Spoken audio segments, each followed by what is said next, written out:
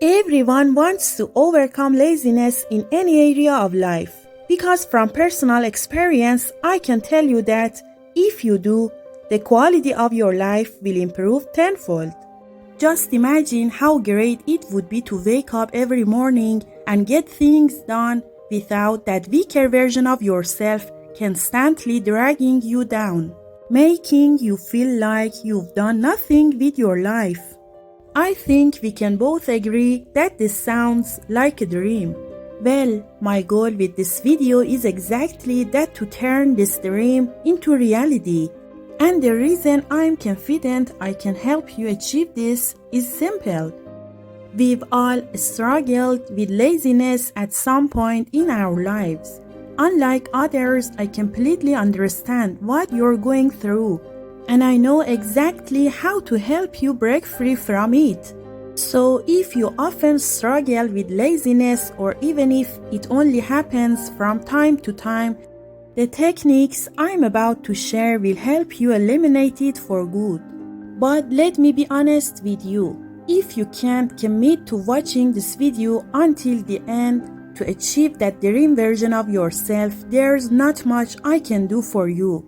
However, if you've made the decision to improve your life and are ready to take this journey with me, let's dive into the first technique. This one is going to be a bit intense, but I promise it will also be one of the most interesting, because I'm going to tell you something you've probably never heard before. And the reason I say this is because there's something most people don't focus on. While laziness is partly our own fault, to some extent it's not entirely on us. Let me explain what I mean. One thing that powerful individuals, whether in business or any other field, have realized is the immense power of the human mind. And if we go a layer deeper, we see something even more interesting. Despite all the cultural and technical advancements throughout history, our minds haven't changed that much. In many ways, our brains still function like those of our caveman ancestors. And do you know what the number one priority was for our caveman brain? Survival. That was our ultimate goal. Back then, unlike today, food wasn't so easily accessible. Even if we could find it, getting it wasn't guaranteed. There was no telling when we'd find our next meal. Hunting wasn't an easy process. It wasn't as simple as tapping a few buttons on a phone and having food delivered to our door in 10 minutes. Our minds operated with a built-in scarcity mindset when it came to food, which was essential for survival. On top of that, there were constant physical threats. At any moment, a wild animal could attack, forcing us to either fight for our lives or run. Now, when you put these two factors together, the most logical survival strategy for our caveman ancestors was to conserve as much energy as possible and avoid unnecessary exertion. In other words, being lazy was a survival mechanism. The reason I am telling you this is that I don't want you to think laziness is some kind of terrible sin, or that you're a fundamentally flawed person just because you struggle with it. Not at all. In fact, this tendency is literally wired into our DNA. I want to make sure you don't attach your identity to this idea, thinking, I'm just a lazy person. I'm worse than others. Everyone else is better than me. That's not true, and I don't want you to see yourself that way. Anyone who has studied psychology knows who crucial identity is. How we see ourselves shapes everything we do. There are entire books, 400 pages long, dedicated to explaining how our self-image impacts our actions and decisions. So let's agree right now to let go of this false identity, the idea that you are somehow weaker or less capable just because you struggle with laziness. If even 1% of you believes this about yourself, throw that belief away because it's only going to hold you back. Now, putting identity aside, you might be thinking, okay, that was an interesting insight. Now I understand why laziness exists. But how does this actually help me overcome it? Here's the key realization. Overcoming laziness isn't really about discipline. It's about controlling your energy. We need to play a bit of a mental game with ourselves to prevent our brain's energy-saving instinct from holding us back. The goal is to use a few mental frames and simple techniques, ones that don't require much effort, but can help us push past laziness. Instead of letting our brain slow us down, we want to train it to push us forward and even motivate us toward our goals. To do that, I need to introduce you to a mental framework called EBF, Energy Budget Framework. This method helps us allocate our energy wisely so that our survival-focused brain doesn't sabotage us with laziness or unnecessary limitations. This concept is inspired by the studies of Stephen Covey and David Allen and is designed to maximize productivity without burning out. Here's how it works. Imagine you have a daily energy budget, a limited amount of energy to spend each day. If you want to beat laziness, you must distribute it wisely across your tasks. Now let's break tasks into 4 categories. 1. High-value, high-energy tasks. These are important but require a lot of effort. 2. High-value, low-energy tasks. These bring great results but don't take much energy. 3. Low-value, high-energy tasks. These drain you but don't give much back. 4. Low-value, low-energy tasks. These are easy but barely contribute to your progress. Every single task you do falls into one of these 4 categories. The key to overcoming laziness isn't about forcing yourself to work harder. It's about allocating your energy strategically so that your brain doesn't resist progress. A high-value, high-energy task is something like deep work, working on a big project that requires focus and effort. It's incredibly valuable and productive, but naturally it drains a lot of energy. On the other hand, a high-value, low-energy task could be something like weekly planning or setting up your schedule for the next day. As I mentioned in my video on planning, this has huge benefits, but doesn't take much energy. Another example could be brainstorming ideas or thinking about your future goals, important tasks that don't consume too much mental power. Now, a low-value, high-energy task could be something like a pointless argument with a friend about a random, hypothetical topic that will never happen. You might end up arguing for hours, spending a lot of energy, but in the end, it's not adding much value to your life. Finally, a low-value, low-energy task is something like scrolling through Instagram. I think we can agree that every single task we do falls into one of these 4 categories. Before we get into specific techniques to help us manage our energy better, it's obvious that we should either eliminate or reduce the last 2 categories as much as possible. At the very least, we should push them to the end of our to-do list so that they don't interfere with more productive tasks. Now, here's what I want you to do. Analyze your day and identify your energy levels at different times. When do you have the most energy? When is your lowest energy point?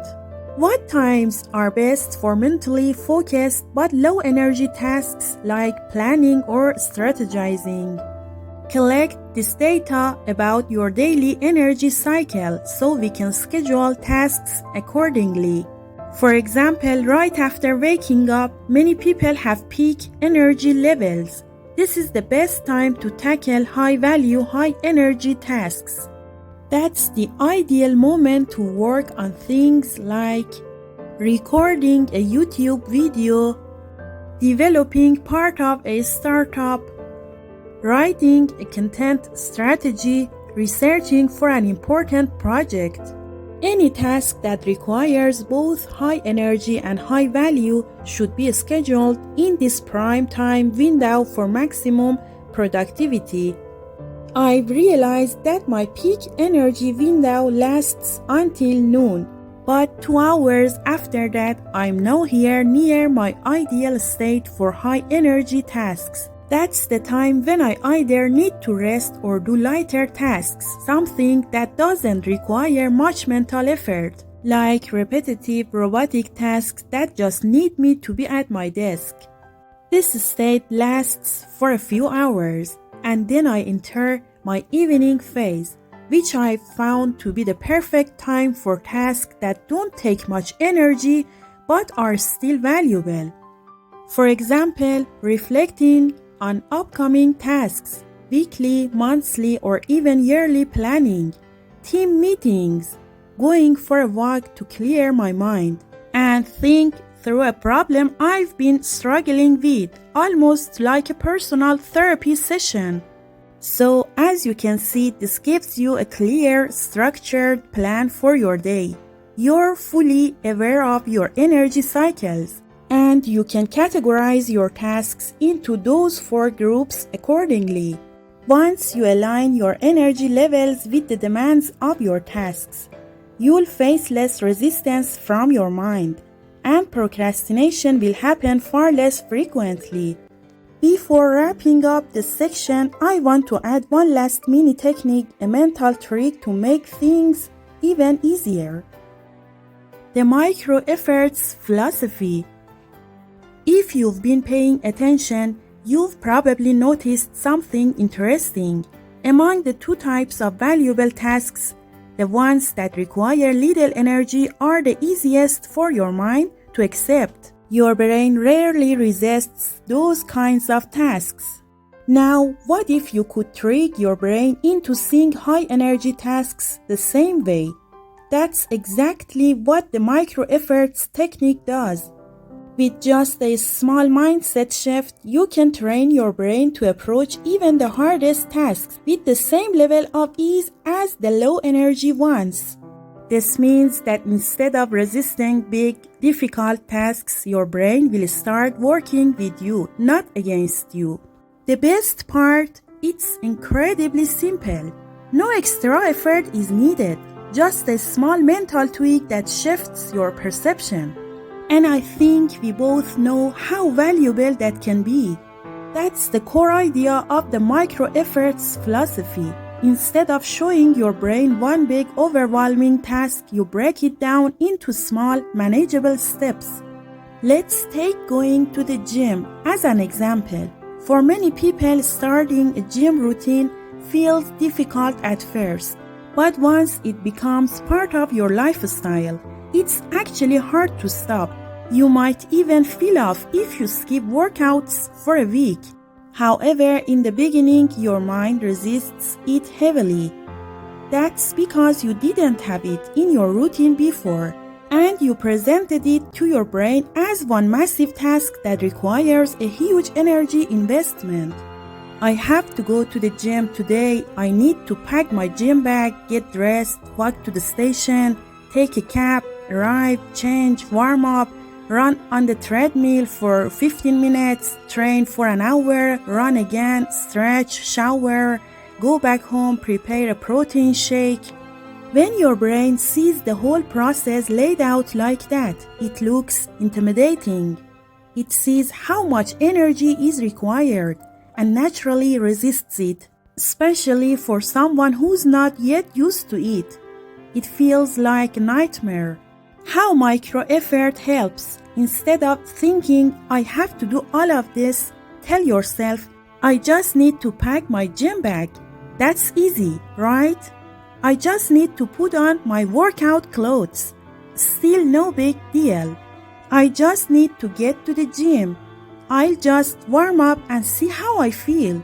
By breaking the process down, your brain no longer sees it as an intense, energy-draining task. Instead, it perceives it as a series of small, easy steps. The beauty of this trick, once you start, you'll naturally keep going. Because the hardest part isn't working out, it's getting started. Exactly, this is the power of the micro-efforts philosophy. You take a big task that your mind resists and break it down into small, simple steps, so your brain doesn't feel like it's about to lose a ton of energy. Why does this method work? Your brain no longer goes into survival mode.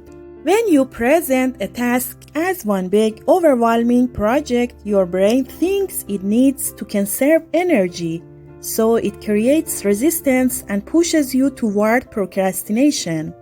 But when you break it into smaller, manageable steps, your brain doesn't feel the need to panic or shut down. Each small step creates a mental win.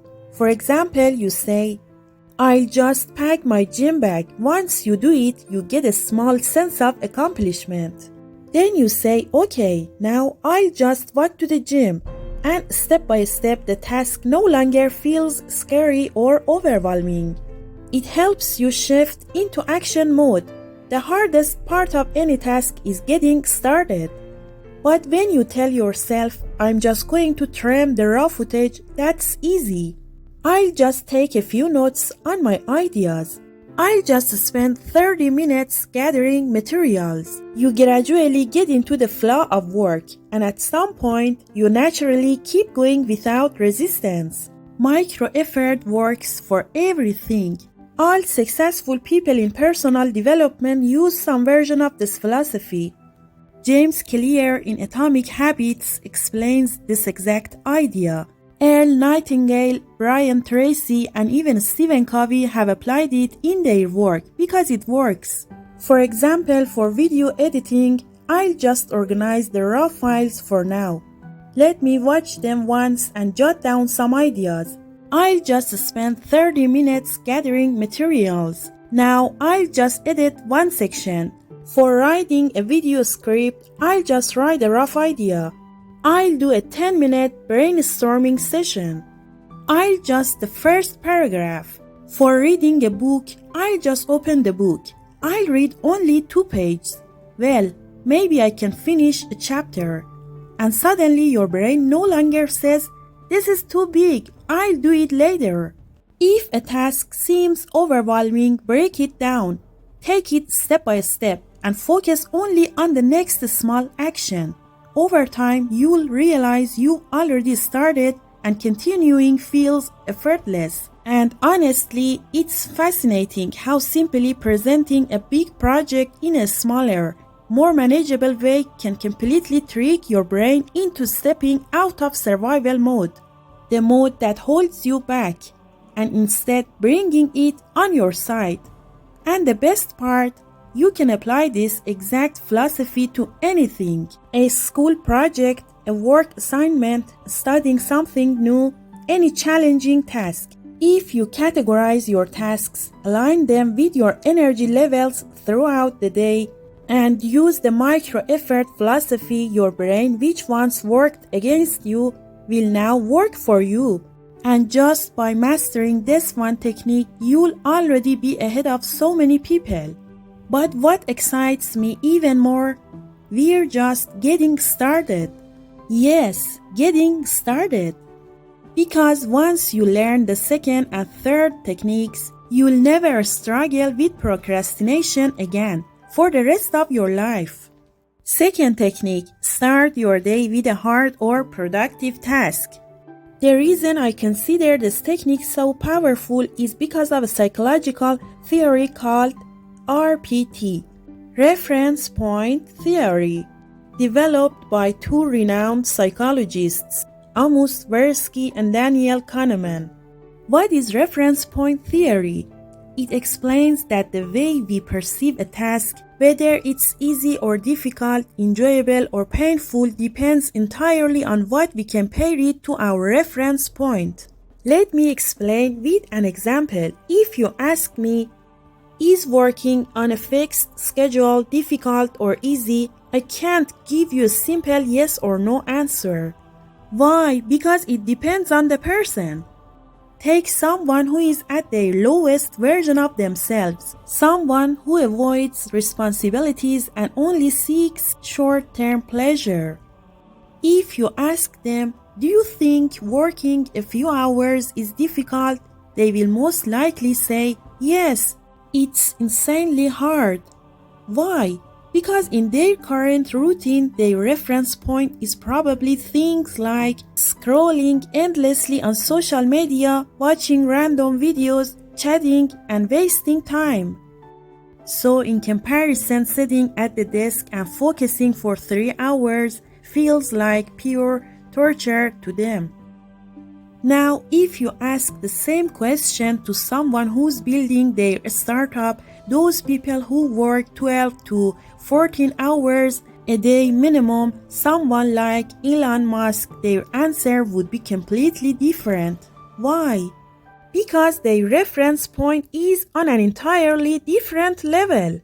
Elon Musk, for example, compares his current workload to days when he's worked non-stop, barely sleeping, solving multiple problems across different businesses. So if you ask him, is working on a fixed schedule difficult? His answer would likely be, that's easy. Now, with this example, you can clearly see how our brain determines difficulty. It doesn't judge tasks in isolation. It compares them to our past experiences and our lifestyle habits.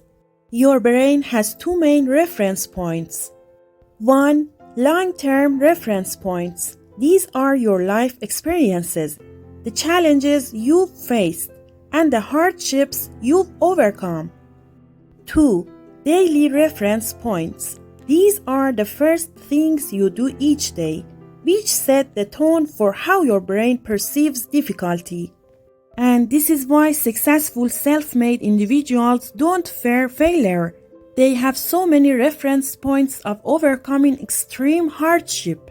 It's why Cristiano Ronaldo is still training with discipline and intensity, even at this stage of his career. When training gets tough, his brain automatically pulls up a past reference point, something far more challenging, which makes his current struggle seem easier in comparison. How this affects you daily? Your brain constantly compares new tasks to whatever came before them. So let's say tomorrow you have a big, difficult project, whether it's for work or school. If you start your day by waking up late, spending 1 hour scrolling Instagram under your blanket, flooding your brain with dopamine from endless short videos, eating a sugary breakfast, by the time you sit down to work, your brain will resist that project as much as possible.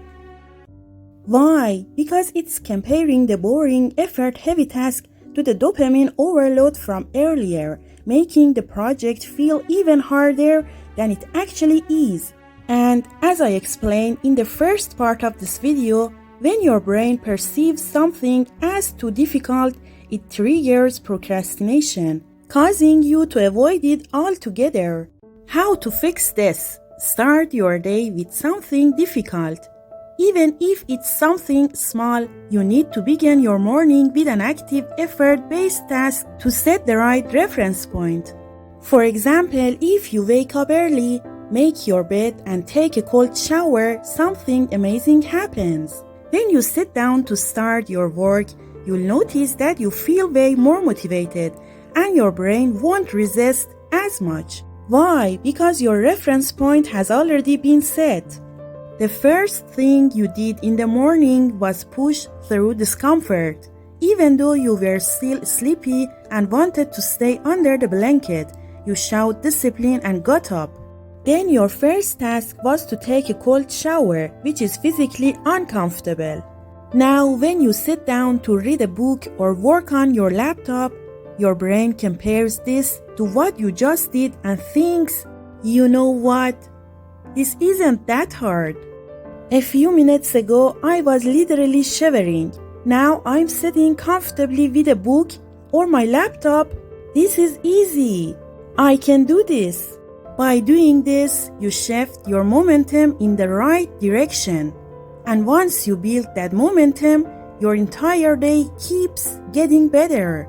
You enter that flow state where everything just clicks. And at the end of the day, you'll experience one of the best kinds of happiness.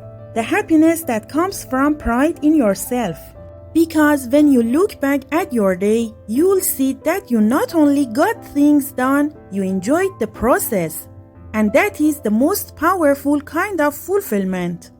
So let's take a moment to review what we've learned so far and see how these strategies put us ahead.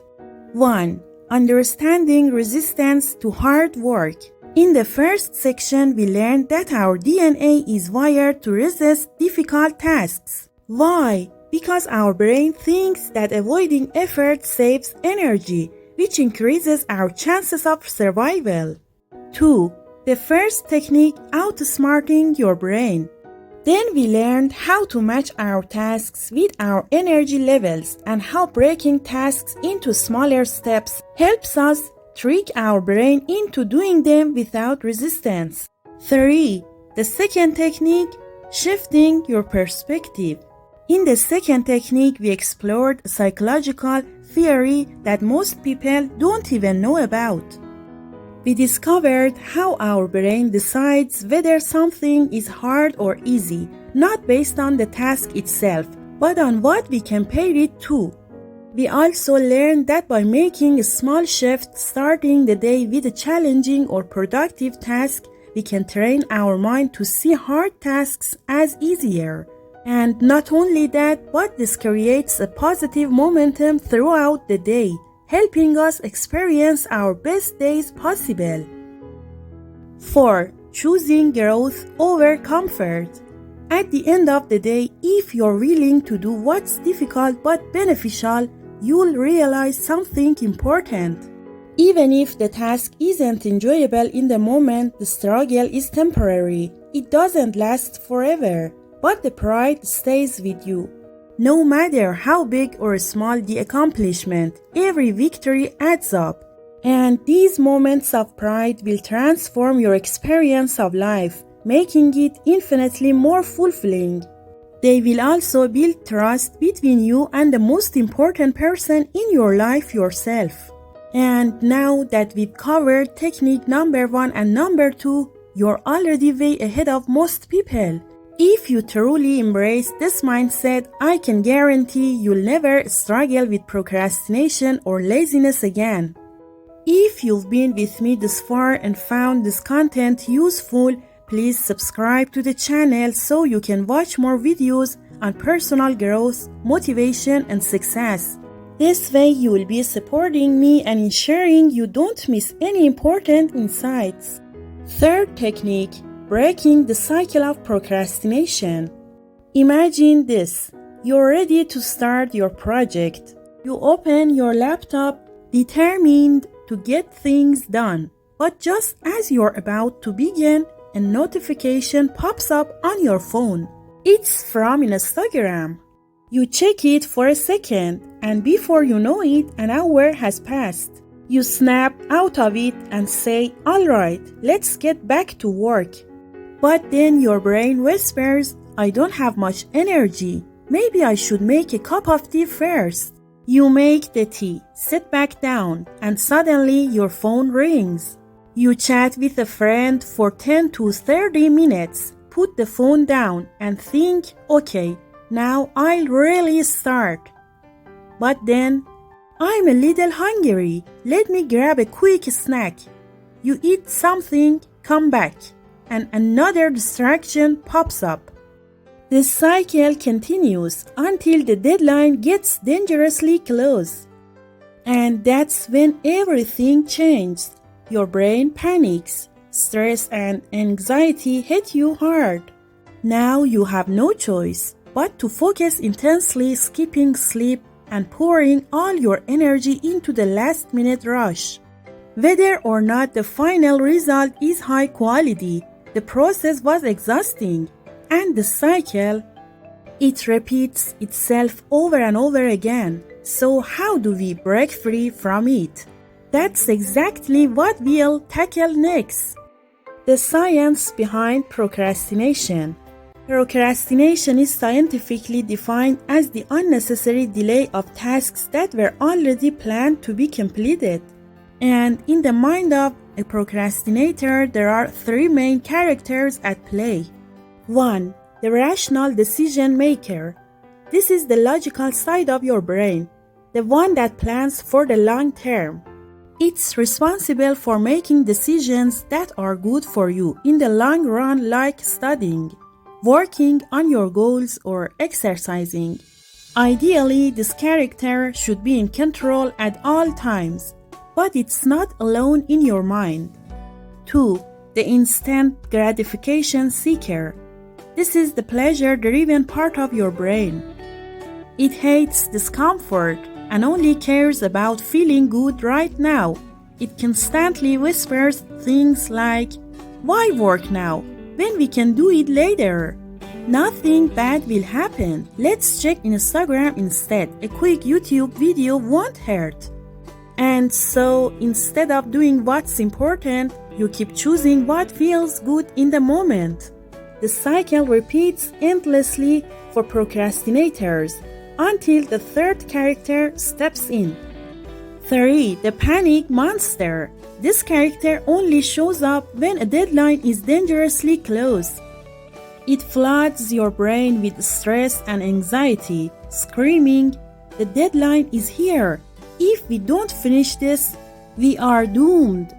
At this point, you panic to finally force yourself to work, not out of discipline, but out of fear.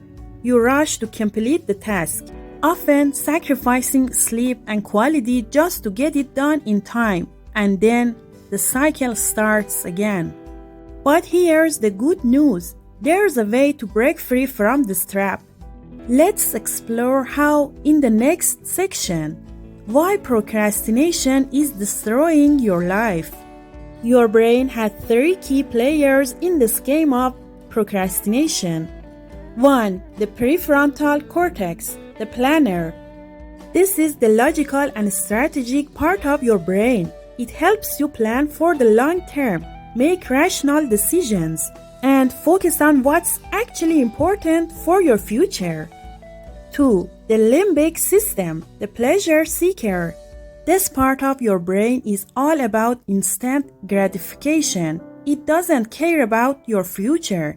It just wants to feel good right now. It's the reason you'd rather scroll through Instagram than work on an important project. 3. The amygdala, the panic monster. This is where fear and anxiety come from. It stays quiet until a deadline is dangerously close. Then it sends panic signals to your prefrontal cortex, forcing you to finally take action. Now here's the problem. Procrastination doesn't always hit hard when there's a clear deadline, because eventually panic kicks in and forces you to act. The real damage happens with tasks that have no external pressure, have no clear deadline, are purely your responsibility. These are the things that truly define your life. Taking care of your health, turning your ideas into reality, starting your business, leaving a toxic relationship. But because no one is forcing you to act and there's no immediate consequence, you keep putting them off, sometimes forever. And this is how procrastination silently steals your life. The question is, how do we break free from this cycle? In fact, Mr. Tim Robbins says that the main thing standing between who we could be with all the potential we have and who we are is procrastination. Procrastination has made us lose control of our lives, and the time we have is limited. We need to be very mindful of how we use this time, which is our only true asset. So the question is, What scientific strategies can help us combat procrastination and overcome it? He introduces 4 main steps that can help us leave procrastination behind. The first step he talks about is identifying triggers. What are triggers? Whenever we procrastinate, we get distracted and end up doing something other than what we should be doing. There's always an initial trigger that causes this. For example, a notification on our phone can be a trigger. Now, the triggers we deal with can be of 2 types. Sometimes we have internal triggers, and other times we have external triggers. External triggers are things like a phone notification or a phone call, or anything else outside of us.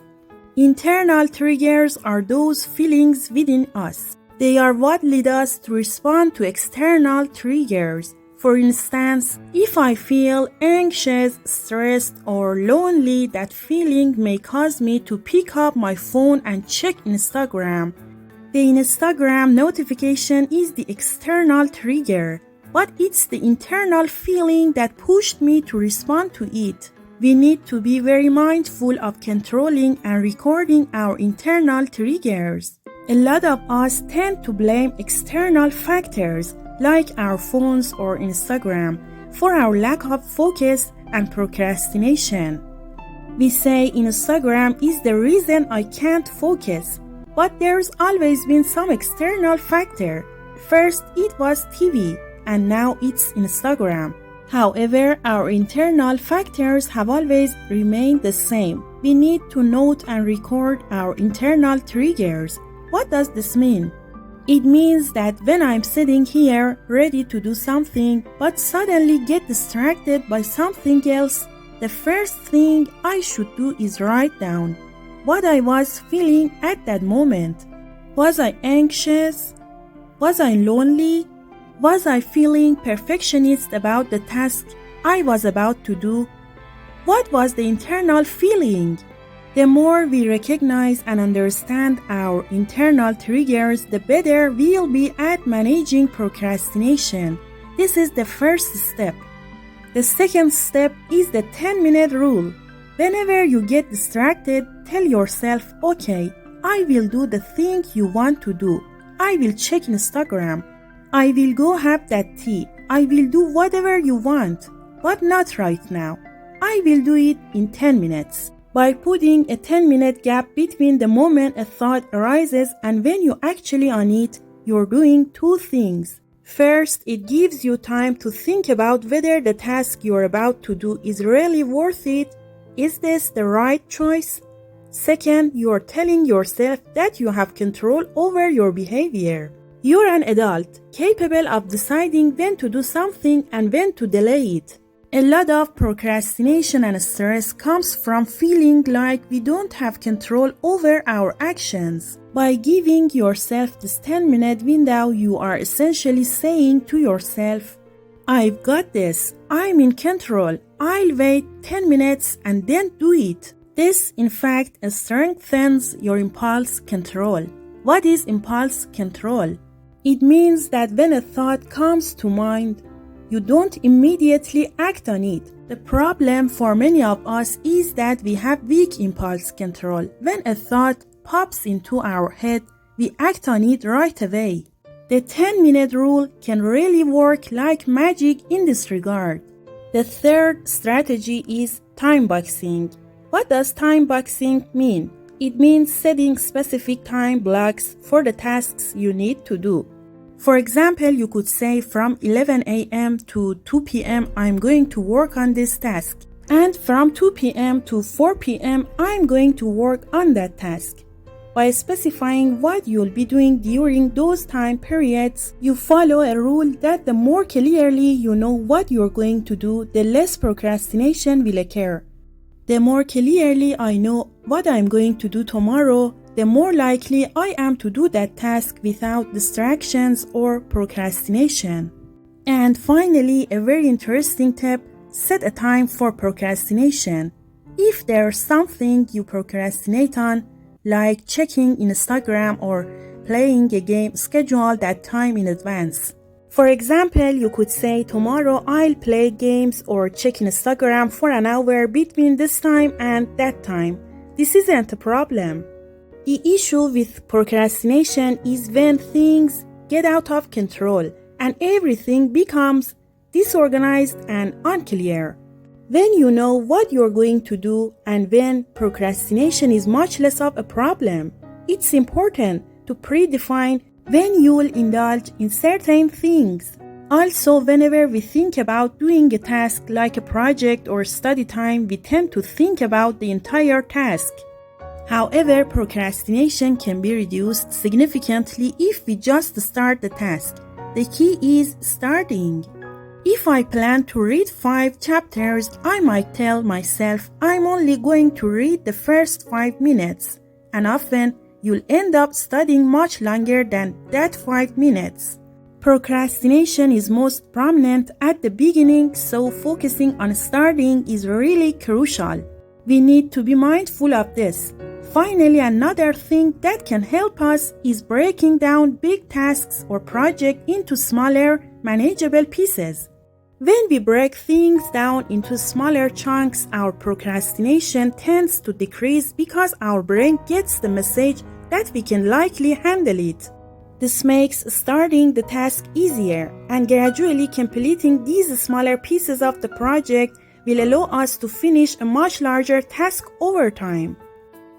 Now, if you enjoyed this video, you're probably like me and the people in our community with goals that align with ours. We all want to reach the best version of ourselves, and every video here plays a role in leveling up. If this topic resonated with you, I recommend you watch the first video and become a part of our community.